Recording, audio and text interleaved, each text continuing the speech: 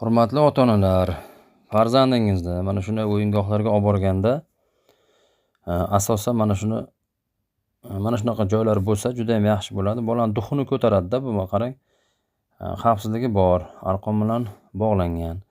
Mana shu o'g'limni 2-3 marta u yoqdan bu yoqqa qayta o'tqazdim. Boshlanishiga yo chiqmayman, yiqilib tushaman deb cho'chib turdi.